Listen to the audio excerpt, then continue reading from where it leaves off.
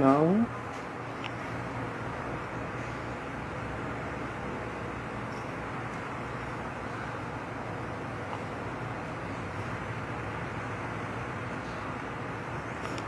Então, pronto, ela entrou. Então, pessoal, esse é o segundo episódio, né, dessa segunda temporada do Bioproto Entrevista, que começou na semana passada, né, com a entrevista com a professora Jace Kelly, e hoje, né, a gente tem como convidada a doutora Nathalie de Lima Santos, né, que vai conversar sobre estratégias de controle de mosquitos vetores de doenças. Né? Nessa semana a gente vai ter esse tema do controle dos mosquitos, tanto aqui no Bioproto Entrevista, quanto lá no Vozes da Ciência na quarta-feira. Tá? Mas a gente fala mais um pouquinho no final.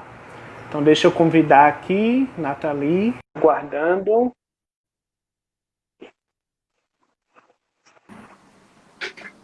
Pronto. Olá. Então, boa tarde, Nathalie, tudo bem? Boa tarde. Tá dando para ouvir direito? Eu estou ouvindo sim. Hoje, aí, inclusive, é uma live diferente, né? Porque pela primeira vez estamos de volta aqui na UFPE, né? Então eu estou aqui no laboratório, Nathalie está lá em cima, lá na sala, né? Depois desse período, né, de pandemia. Hoje é o primeiro dia, né, que a gente retornou e vamos ver então, né? Então, para a gente começar, né, acho que já podemos, né, ir começando. Eu queria que a doutora Nathalie Diniz de Lima Santos, né, ela é formada em bacharelado em Ciências Biológicas aqui pela Universidade Federal de Pernambuco e fez também mestrado e doutorado aqui na UFPE, né, no programa de pós-graduação em Bioquímica e Fisiologia, né, sempre trabalhando com essa questão de novas alternativas para o controle do Aedes aegypti. E atualmente, né, ela faz pós-doutorado, também vinculado aqui ao programa, né, de Bioquímica e Fisiologia, aqui no Bioproto também. Né? Então, Nathalie, queria falar alguma coisa para o pessoal antes da gente começar? Sim, primeiramente, né, boa tarde a todos. Eu estou muito feliz, né, eu quero dizer que agradeço o convite ao professor Tiago e também ao Laboratório de Bioquímica de Proteínas, o Bioprote, dizer que essa é a minha primeira live, então fico muito feliz, lisonjeada, e espero que essa conversa que nós vamos ter seja bastante agradável e informativa. Gostaria também de parabenizar o professor Tiago e a todo o grupo do Bioprote pela excelente iniciativa. Esse é um projeto que tem trazido conteúdos bastante relevantes, né? Não só da bioquímica, mas também conteúdos de saúde, de bem-estar, o posicionamento das mulheres na ciência e na pesquisa. Então, parabéns. E dizer que hoje nós vamos ressaltar realmente o tema de hoje, a temática de hoje, ela é de grande importância. Vamos conversar, né, sobre as estratégias de controle de mosquitos vetores de doenças, visto que o Brasil é um país endêmico de várias doenças que são transmitidas por mosquitos. Pode ir. Ok. Então, para a gente começar, então, Nathalie, eu queria que você falasse quais são, então, essas principais doenças que têm mosquitos como vetores. Então, inicialmente é importante que vocês entendam que os mosquitos, eles são insetos, e esses insetos, eles são capazes de transmitir diversos patógenos. Então, diversos patógenos, inclusive virais, né? Que podem ser transmitidos ao homem através da picada desses mosquitos, da fêmea desses mosquitos ao homem e provocar, assim, diversas doenças, que são denominadas assim de arboviroses. Então, segundo a Organização Mundial de Saúde, as principais arboviroses que são encontradas no Brasil estão relacionadas a diversas espécies de mosquitos e elas são endêmicas de diversas regiões. Então, são consideradas dessa forma um grande problema de saúde pública. Então, quais seriam então essas doenças? Então, nós podemos citar a malária, A malária é uma doença infecciosa que é transmitida por mosquitos do gênero Anopheles, principalmente entre as espécies Anopheles stephensi ou Anopheles darlinge. Nós temos também a filariose linfática, que é a conhecida elefantíase, que é transmitida pelo mosquito da espécie Culex quinquefaciatus. Além disso, nós temos as leishmanioses, né? A leishmaniose visceral, canina, e também tem as outras espécies que são transmitidas pelo mosquito palha, que faz parte, né, que pertence à família dos flebotomíneos, e ainda com uma grande importância e relevância as doenças, as arboviroses, que são transmitidas pelo mosquito Aedes aegypti, que é o principal alvo, né? E nós temos aí Isso. a doença, a dengue, a doença que é causada pelo vírus Zika, né? A febre amarela, e também ele é capaz de transmitir o vírus da chikungunya. Então, todas essas doenças, dengue, zika, febre amarela e chikungunya, são doenças infecciosas emergentes e que apresentam, né, uma única espécie vetorial, que é o Aedes aegypti. Ok. Então, quais as principais estratégias que existem atualmente para controlar a densidade, né, a população desses mosquitos? Então, as diferentes estratégias de controle que são utilizadas, né, para controlar populações de mosquitos vetores, elas visam principalmente o quê? Reduzir a densidade populacional e também diminuir o desenvolvimento de populações resistentes, já que esse é um dos principais desafios encontrados hoje, né, nessa temática de estratégias de controle de mosquitos vetores. Um método mais utilizado, mais antigo e utilizado, é o controle químico. Então, o controle químico, ele ainda é o mais utilizado em programas de controle de insetos vetores, e ele utiliza ainda altas doses de inseticidas químicos, que são derivados, né, de organoclorados, como o DDT, organofosforados ou ainda piretroides. Esses são os mais utilizados. Só que esse uso intensivo dos inseticidas químicos trazem inúmeras desvantagens, como, por exemplo, a elevada toxicidade, não só as espécies não alvos, mas também a espécie humana, como também organismos não alvos, tem um elevado poder residual, trazendo danos, né, aos diversos ecossistemas, poluição do ar, poluição dos rios, ou seja, o uso intensivo desses inseticidas químicos, eles trazem elevados problemas multifatoriais, né? Ou seja, desvantagens inúmeras, e também são prejudiciais à saúde. E não mais, né, e não menos importante, o uso intensivo desses inseticidas tem promovido exatamente o desenvolvimento de populações resistentes. Então, uma outra estratégia que pode ser utilizada é o controle genético, que consiste na produção de machos híbridos ou estéreis. Então, esses machos, eles, né, estéreis, eles podem ser liberados no ambiente e, dessa forma, reduzir a proliferação desses mosquitos, né, reduzir a fecundidade daquelas fêmeas. Ou ainda pode ser, estudos demonstram também a introdução de genes letais ou genes que possam tornar esses mosquitos refratários como vetores, ou seja, perdendo a sua eficácia, né, de ser transmissores das doenças. Outra estratégia também, que essa sim é uma estratégia de intervenção imediata, é o controle físico. E o controle físico, ele depende principalmente de medidas preventivas e medidas educativas, que são destinadas à população para poder reduzir os criadouros, né? Os principais Sim. criadouros que servem de proliferação para o mosquito, como foco. Então, requer muito. Então, esse controle físico, ele requer muito a ajuda de toda a sociedade, né? Engajada, não só a questão dos programas de de controle de endemias, mas os agentes de saúde e toda a população.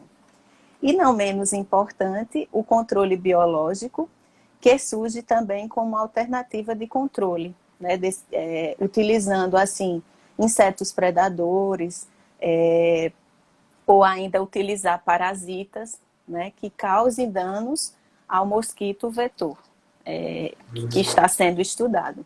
Então, o exemplo que é mais citado na literatura é a toxina, né, o BTI, que é a toxina que é produzida por esse bacillus, que é o Bacillus thuringiensis.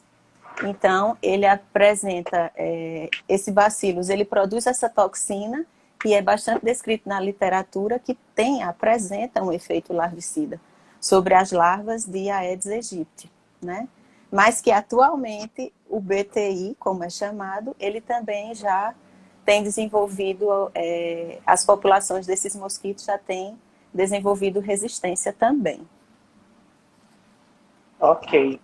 Então, Nathalie, quando a gente pensa no mosquito, né? É ele que a gente quer, né, controlar a população, mas a gente ouve falar bastante, na verdade, de larvicida e ovicida. Então, explica para a gente o que é um larvicida e o que é um ovicida. E por que, né, controlar não o mosquito, mas larvas e ovos. Inicialmente, entender que um agente larvicida e um agente ovicida, na verdade, são compostos, né, são substâncias que vão promover a mortalidade de larvas e de ovos, né, do inseto em questão, ou seja, do inseto que está sendo estudado. Então, uma molécula, por exemplo, no caso do Aedes aegypti, um agente larvicida, ele pode atuar sobre um ou sobre mais estágios larvais desse mosquito, né? Então, quando a gente estuda a biologia do vetor, nós vemos que o ciclo biológico do mosquito é composto de ovos, de larvas, pulpas e o mosquito adulto. Então, a fase larvária ela é composta por 4 estágios larvais. Então, esse agente inseticida, o larvicida, na verdade, ele pode atuar em uma única fase específica ou ele pode atuar em diversas fases larvárias, reduzindo, assim, ou retardando o desenvolvimento larval. Então, é bastante descrito na literatura a presença de óleos essenciais com atividade larvicida, sobre as larvas no estágio L4 de Aedes aegypti. Então, aqui no nosso laboratório, nós também temos a atividade larvicida de lectinas, que são proteínas que são isoladas, né, de diversas partes vegetais. E essas lectinas, são proteínas hemaglutinantes que reconhecem carboidratos de superfícies celulares. Então, dentro do nosso grupo de estudo, nós temos a lectina W-smol, que inicialmente ela tem uma atividade larvicida sobre o estágio L4, que é o 4º estágio larval de Aedes aegypti, mas também essa lectina ela promoveu efeitos danosos sobre os outros estágios larvais. Então, ela foi capaz de retardar o desenvolvimento larval. Falando agora um pouco, né? A importância também entender. Quando a gente faz os estudos buscando, né, um agente ou um composto que tem atividade larvicida, é interessante realizar diversos testes, ou seja, utilizar essa amostra em diferentes concentrações para poder determinar a concentração que seja capaz de matar 50% dessas larvas, que é a denominada LC50, é a dose letal. Então, nos nossos estudos, todas essas concentrações elas foram determinadas. Já tratando de atividade ovicida, eu gostaria de ressaltar que um composto ele pode não provocar a análise que é feita quando o composto é um agente ovicida, ele pode exatamente, esse composto, essa molécula, esse produto natural, pode atuar provocando danos na morfologia dos ovos, ou seja, pode alterar aquelas estruturas que são essenciais no desenvolvimento do embrião, por exemplo. Então, e dessa forma, impede que esse ovo passe pelo seu processo de eclodibilidade. Então, o agente herbicida, ele pode, né, não apenas estar relacionado com está relacionado não só promovendo alterações na estrutura dos ovos, mas também impedindo aí o desenvolvimento desse embrião, matando de fato, né, o embrião. No nosso laboratório, né, felizmente, nós temos uma amostra, que é a WSMol, uma lectina, na verdade, que foi isolada das sementes de moringa oleífera, e ela é, sim, um agente tanto ovicida quanto larvicida. Então, eu queria ressaltar também que os compostos, eles podem ter uma atividade específica sobre ovos ou sobre larvas, ou eles podem ter um espectro maior de ação, né? Como no caso da nossa lectina, que age tanto sobre ovos quanto larvas, e nas próximas conversas vamos falar também sobre o comportamento de oviposição. Ok. E aí, então, por que é importante desenvolver estratégias para controlar as formas imaturas, né, que são as larvas e os ovos, e não somente tentar causar a morte do inseto adulto? Bem, essas estratégias de controle direcionadas às formas imaturas, ela é bastante interessante, porque ela permitem diversas abordagens, né? Com relação a até mesmo a aplicação do inseticida. Então, é importante entender que quando a gente utiliza um agente inseticida nessas formas imaturas, é muito mais, vamos dizer, prático utilizar aquele determinado agente inseticida em uma área isolada, uma área específica que contenha ovos ou larvas, do que utilizar grandes concentrações de um inseticida, por exemplo, para tentar controlar os mosquitos adultos. Visto que os mosquitos adultos, eles voam, né? Então eles têm um poder de dispersão. Então, para que você atinja, né, esses mosquitos adultos, muitas vezes é necessário grandes concentrações dos inseticidas.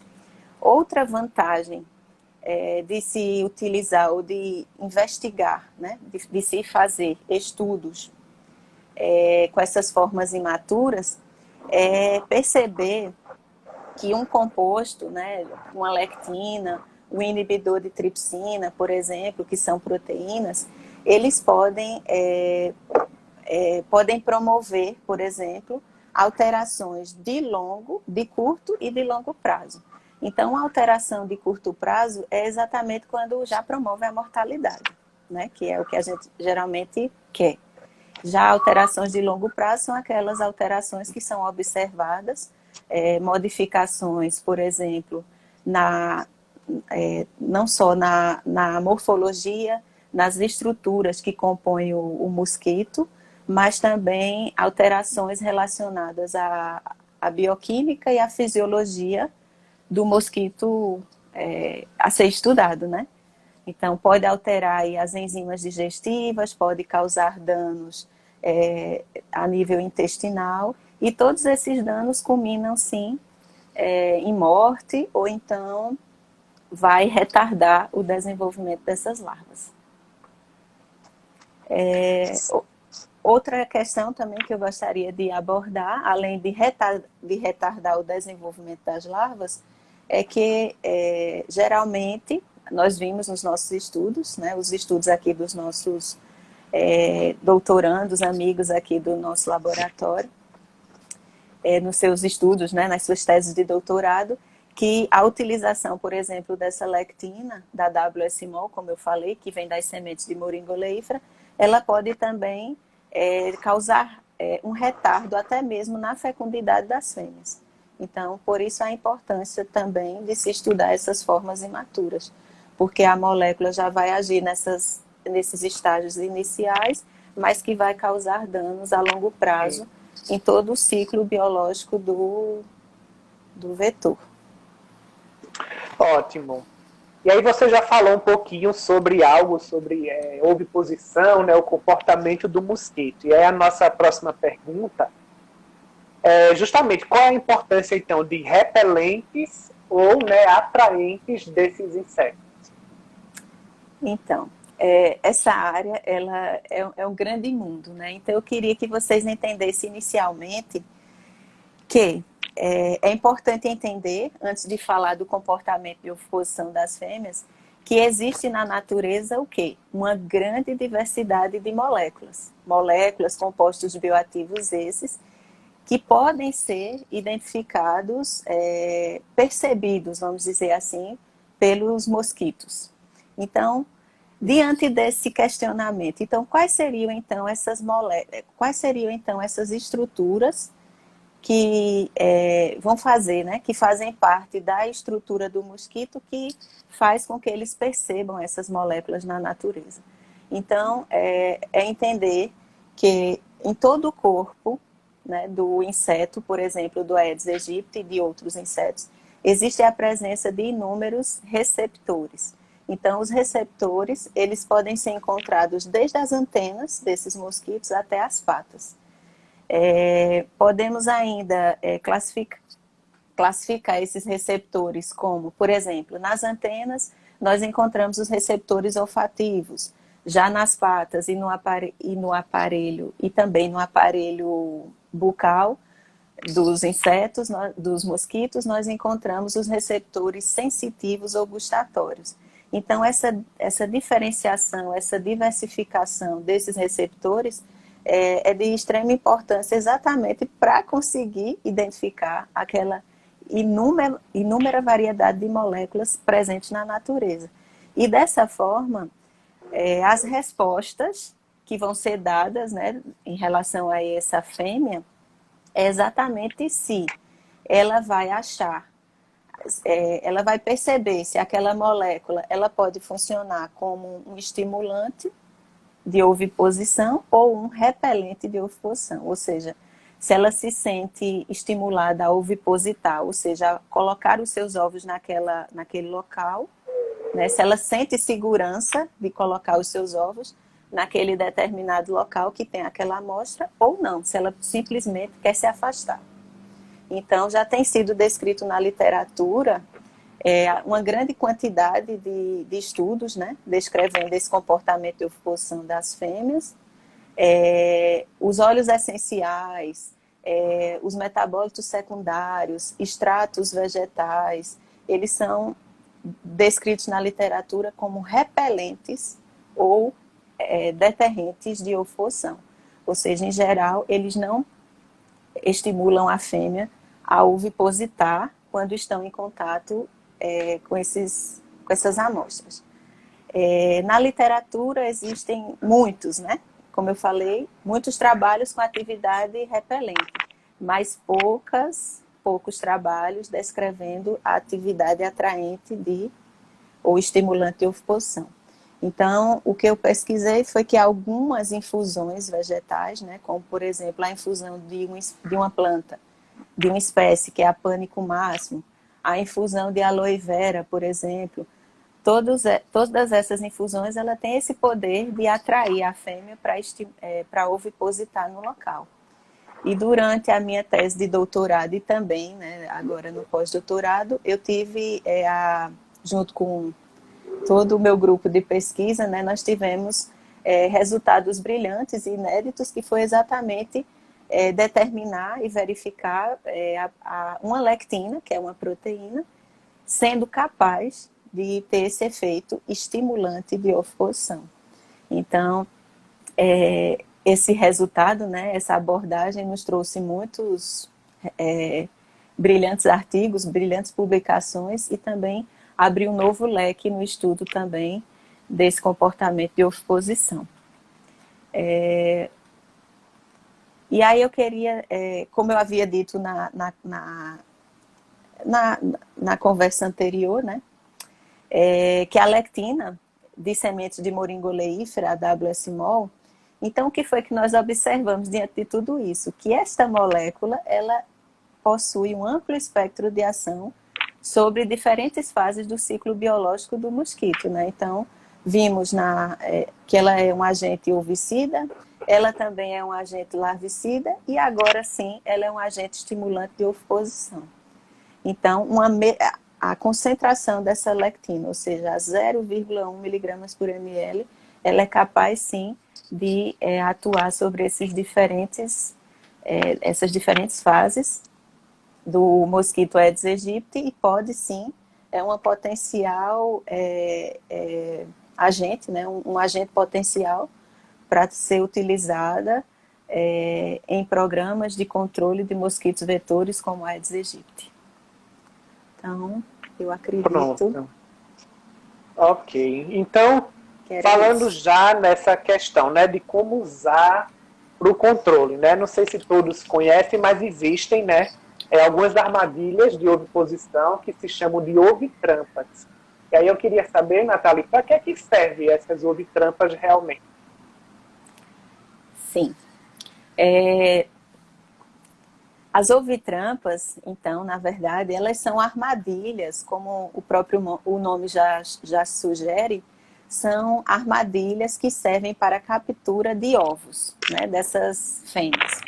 E dentro dessas armadilhas, então essas armadilhas elas já são hoje produzidas, né, tem diversos programas aqui dentro da universidade de outras universidades, de outros estados, que confeccionam essas armadilhas, então elas parecem baldes, geralmente escuros, e dentro dessas armadilhas existe um suporte que vai servir serve de suporte para os ovos que as fêmeas vão depositar. Então, esse suporte é denominado de palheta, e a armadilha, então, são as ovitrampas.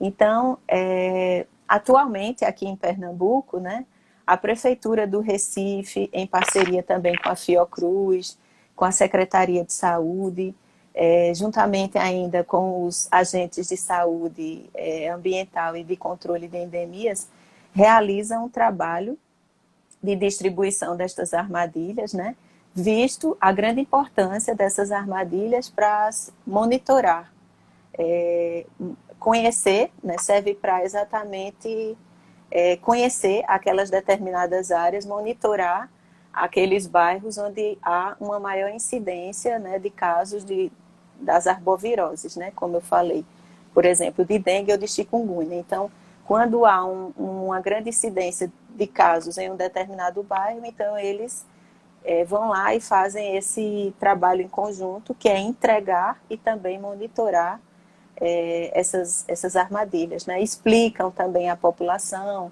que essas armadilhas elas têm que ser colocadas em locais protegidos, que elas podem ser colocadas em áreas externas, né? Que não fiquem em contato direto com a luz,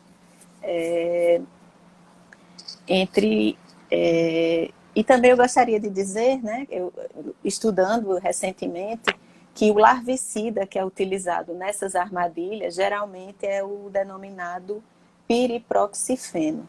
O piriproxifeno, ele é um agente que ele vai ser diluído na água, né? Então ele não é colocado puro, ele é colocado diluído na água dentro dessas armadilhas, e ele também ele não apresenta riscos à saúde humana nem de animais domésticos, e ele é de uma classe análoga ao hormônio juvenil, que é bastante estudado também pelos insetos, né? O hormônio juvenil, que é o hormônio de crescimento dos insetos. Ainda assim, é importante ressaltar que essa parceria, né, que existe da Fiocruz com a Prefeitura do Recife, também tem visto essas armadilhas, essas ovitrampas, como estações disseminadoras de larvicidas. Ou seja, significa dizer o quê? Que aquelas fêmeas, né, que entrarem em contato com aquelas armadilhas, aquela fêmea que for fazer a oviposição naquelas armadilhas, elas entram em contato com o agente larvicida, depois elas vão ovipositar em outras áreas, em outras armadilhas, em outros ambientes que são de difícil acesso. Então serve realmente o próprio mosquito, ele está agindo ali, atuando para disseminar esse agente larvicida e atuar em áreas ou em regiões em que esse combate não é tão específico. Como, por exemplo, em telhados, né, em caixas d'água ou em áreas que são de difícil acesso. De que o agente tenha o contato, né, de ir lá no telhado da casa de uma pessoa para reduzir aqueles focos. Ok. E aí, por que há uma busca tão grande para utilizar produtos naturais, né, para esse controle desses insetos? Então, a busca e a utilização de compostos naturais com efeito inseticida, né, sobre vetores de doenças é muito relevante, né, e é uma pesquisa ainda muito atrativa, uma vez que os compostos bioativos de plantas sejam, por exemplo, extratos vegetais, óleos essenciais, metabólitos secundários, lectinas, né, como eu havia dito, que são proteínas, inibidores de proteases, inibidores de tripsina, entre tantas outras moléculas, né, que podem ser isoladas dos vegetais. Esse grande grupo de moléculas, eles atuam como fontes potenciais de agentes inseticidas e sim podem ser promissores no combate às populações de diferentes espécies de mosquitos vetores. Então, é interessante ressaltar, né, realmente reforçar, que esses compostos vegetais, eles têm como principal, além de atuarem, né, como estratégias alternativas de controle, eles visam exatamente melhorar e aumentar a quantidade de inseticidas disponíveis, né, hoje no mercado. E, além disso, eles trazem benefícios, vantagens que não são encontradas para os inseticidas químicos, os sintéticos que são utilizados, né? Então, é importante entender que esses agentes, né, esses inseticidas derivados, né, de compostos naturais, eles podem ainda serem usados isoladamente ou eles podem ser utilizados em combinação com outros compostos, né, já existentes ou descritos na literatura ou já existentes no mercado. E também entender que a utilização de inseticidas derivados de produtos naturais, eles são mais eficazes, são mais seletivos, seguros, são biodegradáveis, né? Então, são mais degradáveis no ambiente. E isso permite uma maior rotatividade destes compostos, reduzindo, assim, o desenvolvimento de resistência das populações desses mosquitos vetores, que é realmente um dos grandes desafios hoje encontrados. Então, por isso que hoje a busca não é por um único inseticida, né, um agente inseticida, mas sim um grande conjunto. Então, a gente gostaria muito de ter um portfólio, na verdade, né, de substâncias, de inseticidas que a gente dissesse. Nesse momento, ovos, utiliza esse, mas também pode usar em combinação com esse. Se quer tratar larvas, utiliza esse agente larvicida. Se quer realmente capturar, como no caso da lectina, a lectina WS-mol, ela pode ser utilizada em armadilhas, em ovitrampas, né? Em alguns locais, estimulando a fêmea para ovipositar, e a própria lectina é um agente ovicida e larvicida. Então, mesmo que aquele mosquito, né, se desenvolva, ainda assim a lectina vai estar agindo ali sobre os ovos, sobre as larvas, impedindo assim a proliferação. Então, na verdade, tem que existir uma parceria, né, da sociedade, uma parceria dos grupos de pesquisa com a prefeitura, com esses agentes de endemia, para poder realmente buscar a melhor solução para combater, né, para reduzir a densidade populacional desses vetores e assim também reduzir a incidência dessas doenças, que eu não havia dito lá em cima, né, no início da nossa conversa, mas que são doenças de relevância na saúde pública, porque elas trazem diversos efeitos, né, diversos sintomas, e quando as formas são mais graves, podem levar até a óbito. Então, é urgente e é gritante, sim, o estudo de produtos naturais como fonte de agentes inseticidas. Ok, Natália, então uma pergunta que chegou aqui. Como foi, então, né, que nós, né, do grupo, descobrimos que essa lectina era um estimulante de oviposição, né? E aí eu queria também que se você puder já completar essa pergunta, se a gente já sabe como é que realmente ela atua, essa lectina, se a gente conseguiu já definir isso. Então, inicialmente, né, como o nosso estudo, né, com essa lectina partiu das larvas. Então, a primeira lectina no nosso laboratório que apresentou atividade larvicida foi outra lectina, isolada do cerne da aroeira do sertão, que é a Miracró durundeúva. Então, essa lectina ela serviu de base, né, já que na literatura não existia nada que mostrasse, que evidenciasse lectinas sendo agentes larvicidas, né? Então a gente estávamos dentro de um mundo bem obscuro, né? Então existiam outras moléculas, mas não lectinas. E aí, quando identificamos a atividade larvicida dessa proteína, fomos também investigar a atividade ovicida. E por quê, né? Então, qual é a justificativa também de ter feito todas essas abordagens? Porque essa lectina, a W-acimol, é uma lectina que é solúvel em água. Então, ela se torna disponível na água mesmo.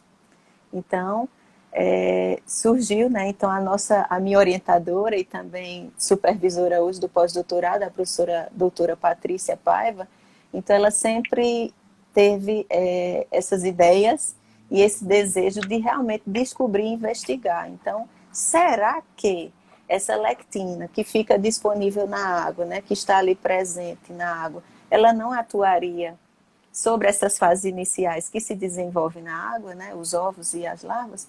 E daí, diante dos resultados, nós estávamos sempre nos estimulando a descobrir mais, e aí fomos ver se age sobre ovos, age sobre larvas, será que ela age sobre o adulto? E aí a nossa professora, a professora Daniela Navarro, né, que é a nossa principal colaboradora, ela trabalha com esses estudos, né, de oviposição e ela realmente disse, sim, vamos ver. Mas ela não acreditava realmente que uma lectina poderia também agir nesses comportamentos de oviposição e resultar em uma resposta estimulante de oviposição, como que foi observado, né? O foco do trabalho lá da professora Daniela, que fica na química fundamental, é trabalhar com óleos, frações, né, isolados de óleos essenciais, e também com metabólitos secundários. E, em geral, todos esses compostos que ela estuda apresentam efeito repelente e deterrente de oviposição. Então, foi uma surpresa para ela. Então, ela não acreditava e queria realmente que a gente repetisse inúmeras vezes esses testes. E foi também uma surpresa para nós. Então, trouxe muitos benefícios. E além de entender, né, que essa lectina ela é estimulante de oviposição, né, que ela é capaz de estimular a oviposição, sempre estávamos nos perguntando, e o que será que promove? Então, como é que essas fêmeas de Aedes aegypti conseguem perceber ou identificar, né, a presença dessa lectina, por exemplo, dentro de uma armadilha ou nos ensaios que nós fazemos em laboratório? Então, é interessante dizer que esse estudo ele foi realizado em condições de laboratório, aqui em Recife, né? E também em condições de campo simulado, lá na Universidade de Minas Gerais. Então, lá em Minas Gerais existe toda uma estrutura para realizar esses testes. Então, e a lectina ela se mostrou estimulante de oviposição em ambas as condições, em laboratório e em campo simulado. Então, foi urgente, né, para a gente também investigar realmente o que é que estava promovendo essa interação. E, mais uma vez, a resposta veio dos receptores, como eu havia dito, né? Fizemos diversas metodologias. Eu esqueci de mencionar também que quando nós realizamos esses testes de comportamento de oviposição, é importante identificar se o composto que está sendo estimulante de oviposição ou repelente se ele possui compostos voláteis. Então, Isso. geralmente, os óleos essenciais, por exemplo, um grande exemplo, eles possuem uma grande quantidade de compostos voláteis que são percebidos, né, pelos receptores olfativos ou olfatórios. Já a nossa lectina é uma molécula que é fixa, é uma proteína, então ela não apresenta cheiro, ela não apresenta odor, né, comparada a um óleo essencial. Então, todo esse estudo teve que ser realizado, tivemos que fazer uma análise, né, da composição, passar por uma espectrometria de massas, uma cromatografia gasosa acoplada a uma espectrometria de massas, realmente para identificar se essa proteína tinha ou não algum composto volátil, e foi visto que não. Então, essa resposta que foi dada é que a interação que existe, ela ocorre por meio de receptores gustativos, né? Receptores gustatórios, e é necessário, então, que essas fêmeas, elas toquem na superfície da água, que vai ter presente lá a proteína, para poder elas se sentirem atraídas a ovipositar. Então, o nosso trabalho recente, que foi publicado este ano, ele retrata exatamente isso. Então, qual a interação existente? Então, onde estariam presentes esses receptores? Então, foi visto que existe uma interação entre os receptores, existe uma interação entre os receptores encontrados nas receptores de membrana encontrados nas patas das fêmeas de Aedes aegypti. Então, essa interação ela se dá por meio dessa ligação, né, entre os receptores do mosquito, isso. Acho Ok. Nathalie, tem duas perguntas aqui. A primeira, deixa eu voltar um pouquinho. Qual a lectina, né, que tem o maior potencial inseticida? Dessas que a gente estuda. Isso, qual a lectina do nosso grupo que tem maior potencial inseticida? Então, atualmente, a lectina W-acimol, que é essa isolada das sementes de moringa oleífera, visto que a gente já conseguiu fazer uma ampla abordagem, né, sobre as diferentes fases do ciclo de vida do Aedes aegypti. Então, atualmente, é ela que está sendo a nossa carro-chefe, a nossa proteína campeã, né, nessa abordagem de atividade inseticida. E não quer dizer que as demais não podem, mas é porque muitas lectinas que são isoladas aqui no nosso laboratório, elas também são destinadas a outras abordagens, né? Mas aí seria até interessante, quem sabe futuramente, a gente conseguir fazer um screening de lectinas, né? Que possuam essa atividade. Pronto, é outra pergunta, não sei se você ainda está vendo aí. Por que nos estudos se utilizam larvas no estágio L4? Então, é interessante também entender, como eu falei, como existe a fase larval, é a fase mais demorada do ciclo de vida do mosquito. E é nessa fase, então, geralmente, os estudos são feitos, né, nessa fase onde essas formas elas são bastante ativas, elas se alimentam bastante, e geralmente é utilizado o terceiro estágio larval, na fase final, ou o início do L4, antes que esse estágio já passe para a fase de pupa.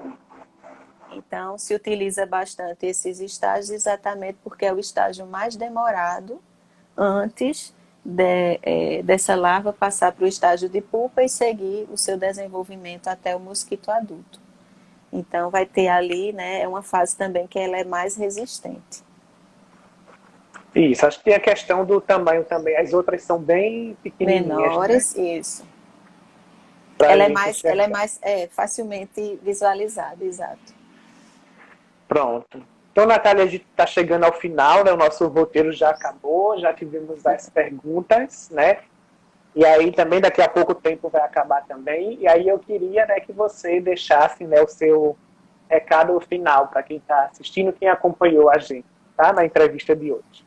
Então, eu gostaria de agradecer, né, a participação, a presença de todos, né, interagindo com perguntas, dando os parabéns,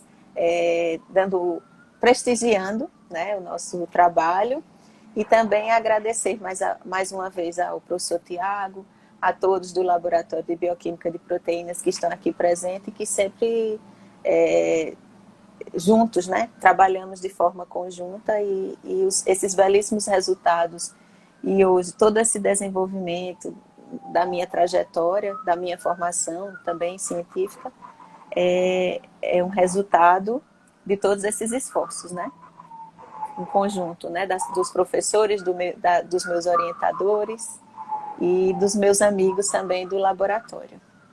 Obrigada. Obrigado, Nathalie, excelente, como o pessoal está dizendo aí. E lembrando, né, que fica salvo, tá, gente, aqui no Instagram, certo? Da IGTV, e depois a gente coloca também no nosso canal no YouTube, que aí é mais fácil, né, para assistir de novo, compartilhar, né, e a gente ter, né, a maior divulgação, né, dos nossos conteúdos. Então, vamos dar alguns avisos, né, para a gente poder finalizar. Então, na próxima quarta-feira, como eu falei lá no começo, a gente vai continuar ainda, né, dentro desse tema, no terceiro episódio dessa segunda temporada do nosso Vozes da Ciência, que é um dos programas do nosso podcast, né, que é o Rádio Bioprot UFPE, está lá em várias plataformas, né, de streaming. E a gente já postou hoje de manhã, vocês devem ter visto, a nossa convidada é a professora Lívia Laís de Santana Silva Barbosa, que vai falar sobre controle do Aedes aegypti utilizando lectinas numa perspectiva mais de inovação, né? Quais são os produtos que a gente pode gerar, né, a partir dessas lectinas. Um pouquinho diferente do que Nathalie falou hoje. E na semana que vem a gente tem mais um episódio, né, do Bioprot Entrevista, é o terceiro episódio dessa segunda temporada. Vai ser às 4h também aqui no Instagram, certo? Ao vivo. Nossa convidada é a doutora Magda Rayane Assunção Ferreira, que é do NUDATEF, aqui do Departamento de Farmácia da UFPE. E ela vai falar para vocês, né, conversar um pouquinho, na verdade, com a gente sobre obtenção e controle de qualidade, certo, de extratos vegetais. Ok? Pronto, gente, é isso. Sim, na quinta-feira a gente tem mais um episódio do outro programa, tá? Que é o Momento TBT, tá? Que aí a gente vai dizer depois qual é. Então, agradeço de novo a Nathalie e a todo mundo que está aqui comentando, né? Dando os parabéns, que assistiu. E aí, ó, você passou um Aedes aegypti voando aqui agora. Não sei se vocês viram. E aí, eu gostaria de agradecer também a presença, né? Olhando agora, dos familiares, né? Minha cunhada, minha mãe, que deve estar assistindo com minhas filhas em casa, dos amigos aqui do laboratório e amigas minhas também. Obrigada pela atenção de todos. Ok, então obrigado de novo, Nathalie. A gente fica por aqui, tá, pessoal? Até a semana que vem. Tchau. Até logo. Tchau.